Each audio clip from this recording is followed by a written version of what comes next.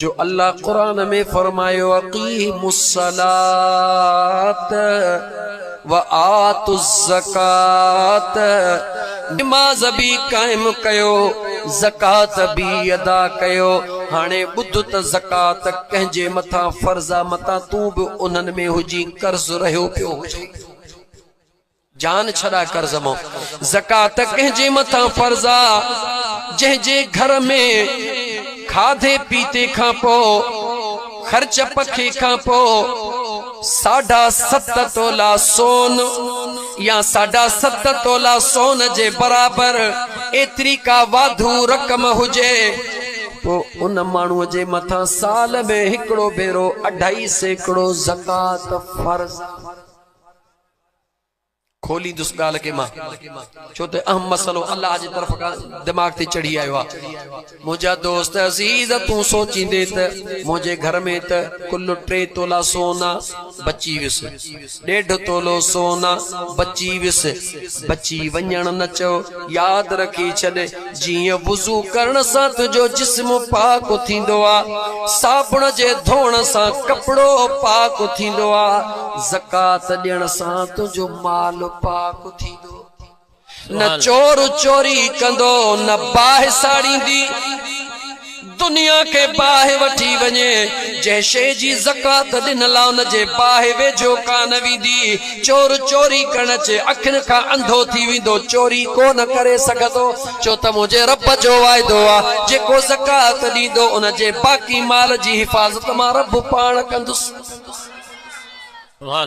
तू सोचींदे त ज़कात कीअं, जेकॾहिं घर में तो वटि 2 तोला सोना उन जी कीमत भी कंदे। ऐं मुंहिंजा दोस्त अज़ीज जेके तुंहिंजा बैंक में पैसा रखियल आहिनि उहे भी टोटल कंदे, जेको तुंहिंजो कारोबार आ उन जो भी टोटल कंदे, पोइ सभिनी खे पाण में मिलाईंदे। जेकॾहिं हिन वक्त 57-58 हज़ार रुपया सोन जो तोलो आहे, 60,000 रुपया, तो 7.5 तोलनि जी रक़म घणी थी? 6 चौक 24 है, ईअं न साईं? 6 चौक 24 है,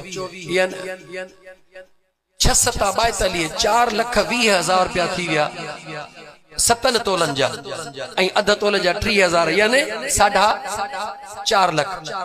जेकॾहिं 4.5 लख तो वटि रक़म मौजूद आहे तुंहिंजे मथां ज़कात फर्ज़ आहे। 4.5 लख साईं मूंखे ख़बर आहे 52 तोला चांदी जी, पर उहा तो ख़बर कान्हे का त हिन वक़्तु जेको मामिलो आहे कहिड़ो आहे। इहा ॻाल्हि खोलींदो तोला मां त 7.5 तोला ऐं 52 तोला जे 52 तोला जेका चांदी आहे न उन सां त पोइ पाण जेके ई वेठा आहियूं सभई ज़कात जे दायरे में अची वेंदासीं। पर मामले खे समझो छो त ही अहम मामिलो आहे।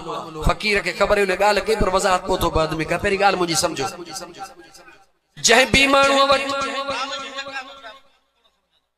उहा माल जे लॻा माल अलॻि थी चाचा। हा 10 ढोरनि ते हिकिड़ो ढोर, 10 बकरियुनि ते हिकिड़ो फरड़ो, मेहन ते अलॻि फरड़ो, इहा वरी अलॻि आहे। पहिरीं तूं सोन मां त जान छॾा, छो त कंहिं वटि 10 मेहूं अलाह कंदो हूंदियूं इंशाअल्लाह ताला, हूंदियूं बकरियूं बि हूंदियूं। भला इहो ॿिए दफ़े ॿुधाईंदुमि, फ़िलहाल तूं हुन सोन मां जान छॾा, पैसनि मां जान छॾा। 4.5 लख रुपया जेकॾहिं तो वटि घर में पियल आहिनि, बैंक में पियल आहिनि, या कुझु सोना कुझु पैसा पियल आहिनि, उन्हनि जी प्रॉपर्टी लॻा, पर जे शहर में को दुकान अथई, को प्लाट अथई, इन जे लाइ वरितो अथई त वधीक पैसा चढ़ींदा त खपाए छॾींदुसि त उन जी बि क़ीमत करणी अथई। पर जेका पंहिंजे चढ़ीअ जे लाइ सवारी थई, अगर कार दर ते थई पंहिंजे चढ़ीअ जे लाइ उन ते ज़कात कान्हे, पर जे टैक्सी हलाई थो त उन जी क़ीमत बि करणी थई। मोटरसाइकिल थई जे पंहिंजे चढ़ण जे लाइ थई त उन ते ज़कात न आहे, पर जे कारोबार में त उन जो बि हिसाब करणो थई। जेकॾहिं 4.5 लख रुपया तोखे थियनि था त 4.5 लख रुपया पूरो साल तो वटि आहिनि त 2.5 सैकड़ो ज़कात यानी लख ते 2.5 हज़ार 4.5 लखनि जी घणी थी? चओ त 11,000 कुझु 11,000 लख ते 2.5 हज़ार त 8 लखनि ते घणा थिया? चईन लखन ते 10,000 10,000 बाकी मथे घणा बचा 50,000 50,000 जो 1,000 11,000 ऐं 250 रुपया 11,250 रुपया तू ज़कात दे त तुंहिंजा बकाया जेके 4 लख ऐं 39,000 उन्हनि जी रब गारंटी तोखे ॾे त न बाहि साड़ी दी न चोर चोरी कंदो। सुभान अल्लाह। नंबर 1। नंबर 2 मुंहिंजो रब फरमाए थो त मां कंहिंजो रखंदो न आहियां ॾींदे ॾहूण ते ॾेई छॾींदो में रखंदो सही। सुभान अल्लाह। हाणे वञी हिसाब कजा मुंहिंजा दोस्त साल में हिकिड़ो भेरो ज़कात फर्ज़ थई ॾियणी थई पोइ तूं ख़ैरात भले तूं चई त मां त ख़ैरात त हिकिड़ी 20 लखनि जी कंदो खणी 50 लख जी कर उहा ख़ैरात थी वई सदकात थी वई ज़कात न थी। ज़कात उहा जेका साल में हिकिड़ो महीनो ख़ासि करे रमज़ान शरीफ़ में कढी वेंदी आहे। ज़रूरी न आहे त रमज़ान महीने में कढो पर ख़ासि करे रमज़ान में बुज़ुर्गान दीन इन करे उनखे तरजीह ॾींदा आहिनि जो रमज़ान में हिकिड़ी नेकी जे एवज़ 700 नेकियूं मिलंदियूं आहिनि। इन करे रमज़ान शरीफ़ में ज़कात खे तरजीह ॾिनी वेंदी आहे त मुंहिंजा दोस्त अज़ीज़ ज़कात खे कढो। हिन दोस्त जी ॻाल्हि बि थोड़ी वधाईंदो हलां त दोस्त हुकुम आहे 7.5 तोला सोन या 52 तोला चांदी या थोड़ो ॻाल्हि वधाईंदो हलां त मुंहिंजे मुस्तफ़ा खे रब इल्म ग़ैब अता फरमायो आहे।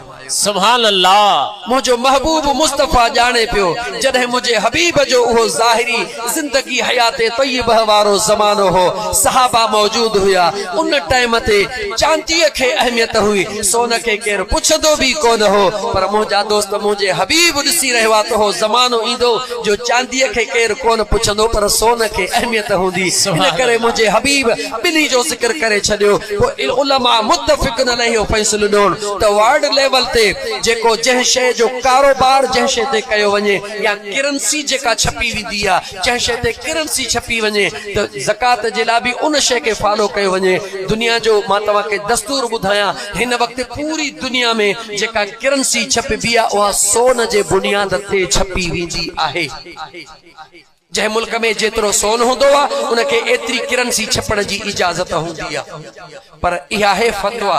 पर जेको साहिब तक़वा हुजे ऐं साहिब तक़वा जे करे 52 तोला चांदीअ जी क़ीमत करे ऐं ज़कात कढे त अल्हम्दुलिल्लाह उनखे लख लख मुबारकूं आहिनि। सुभान अल्लाह। उन जो दर्जो फतवा खां चढ़ी वियो उहो फतवा खां मथे तक़वा में अची वियो। उम्मीद आहे त तव्हां ज़कात जो मामलो समझी विया हूंदो।